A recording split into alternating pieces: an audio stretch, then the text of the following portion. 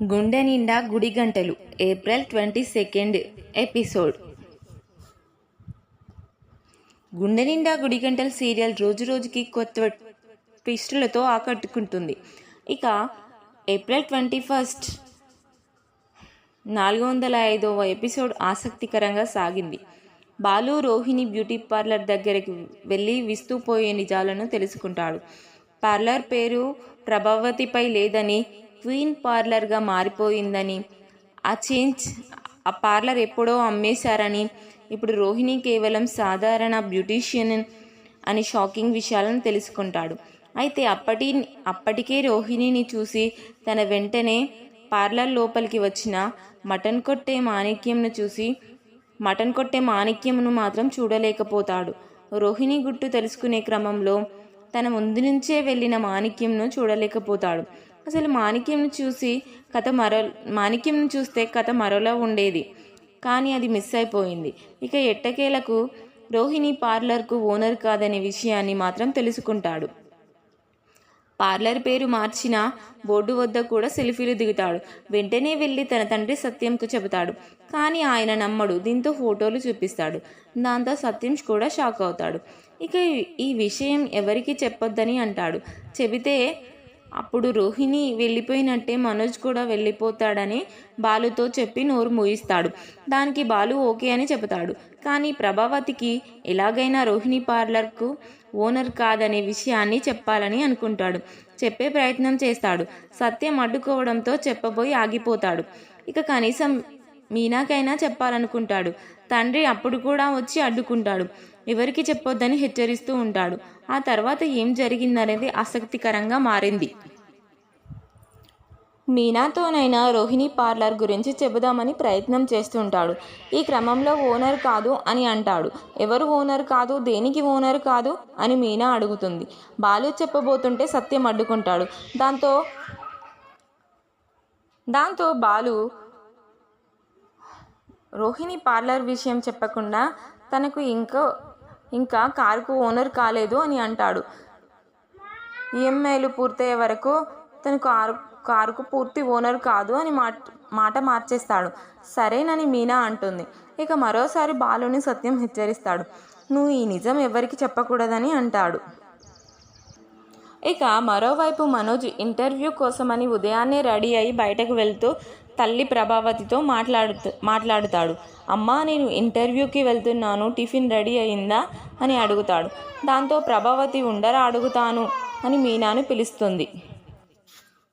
మీనా బదులిచ్చే సమయంలోనే బాలు బదులిస్తాడు. ఏ టిఫిన్ కోసం మీనానే ఎందుకు పిలుస్తున్నావు అని తల్లి ప్రభావతిని ప్రశ్నిస్తాడు. దాంతో వంట పని మీనాదే కదా అని అంటుంది. దాంతో బాలు మండిపోతాడు. వంట పని మీనానే చేయాలని రాజ్యాంగంలో రాసి ఉందా అని అంటాడు. మిగతా వాళ్ళు కూడా చెయ్యొచ్చు కదా అని అంటాడు. అయినా మనోజ్ గాడు దున్నపోతులా తిని పార్కులో పడుకోవడం తప్ప ఇంకేముందని అంటూ తిడతాడు. ఈలోగా లోపలి నుంచి రోహిణి వచ్చి బాలు మాటలకు అప్సెట్ అవుతుంది. దాంతో బాలుకు ఎదురు మాట్లాడుతూ ఉంటుంది. ఊరికే ఏదో అనకుండా ఉండలేవా అని అంటుంది. దాంతో బాలు నిన్ను మోసం చేస్తూ ఉండలేనని అంటాడు. దానికి రోహిణి షాక్ అవుతుంది. ఇక రోహిణి మనోజ్ దగ్గరికి వెళ్ళి ఈరోజు నువ్వు ఎలాగైనా జాబ్ చూసుకుని ఇంటికి తిరిగి రావాలని అంటుంది.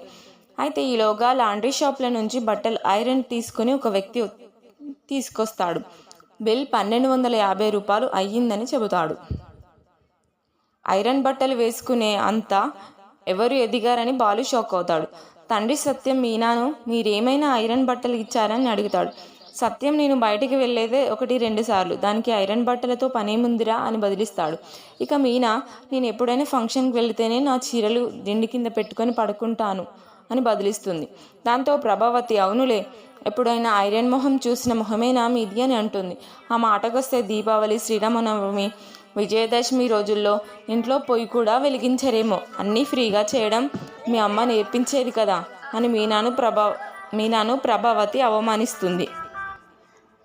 అత్త ప్రభావతి మాటలకు మీనా ఎంతగానో బాధపడుతుంది. ఇక వెంటనే ఆ కోపాన్ని మనోజ్పై తీస్తాడు. ఐరన్కే 1250 అంటే నెలకు 10,000 పైనే ఆదాయం వస్తుంది కదా. ఇంటి ముందు ఐరన్ షాప్ పెట్టుకో, అప్పుడు మనకి పార్లర్, పూల కొట్టు, ఐరన్ షాపు ఇలా 3 షాపులు అవుతాయి. అయ్యయ్యో పార్లర్ లేదు కదా అని నోరు జారుతాడు. దీంతో రోహిణికి గుండె గుబేలమంటుంది. బాలుకు నిజం తెలిసిపోయిందా అని ఆందోళన పడుతుంది. ఇక ప్రభావతి, ఏంట్రా పార్లర్ లేకపోవడమేంటి, నా కోడలు రోహిణి పార్లర్ను బాగా చూసుకుంటుంది అని అంటుంది. ఇక తండ్రి సత్యం ఆపడంతో బాలు, అదే ఇంటి ముందు లేదు కదా అని అంటున్నానని బదిలిస్తాడు. మరోవైపు మనోజ్ ఇంటి నుంచి ఇంటర్వ్యూ కోసమని బయటకు వెళ్తాడు. ఎలాగైనా ఈరోజు ఉద్యోగం చూసుకొని ఇంటికి వెళ్ళాలని, తన వల్ల రోహిణి ఎంతగానో బాధపడుతుందని ఆలోచిస్తూ ఉంటాడు.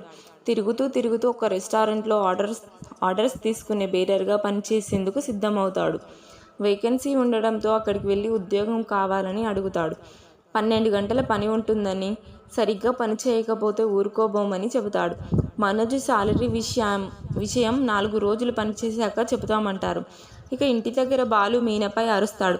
బయట పూల కొట్టు చూసుకోకుండా ఇంట్లో ఈ రాజమాతకు కాఫీలు ఇస్తున్నావా అని అడుగుతాడు. రాజమాత అంటే అర్థం కాలేదా? రాజమాతను ఇంగ్లీష్లో ఏమంటారో తెలుసా అని ప్రశ్నిస్తాడు. దానికి రోహిణిని బదులు అడుగుతాడు. రోహిణి క్వీన్ అని చెబుతుంది. ఇప్పుడు చెప్పు అని మీనాతో క్వీన్ అని పలికిస్తాడు.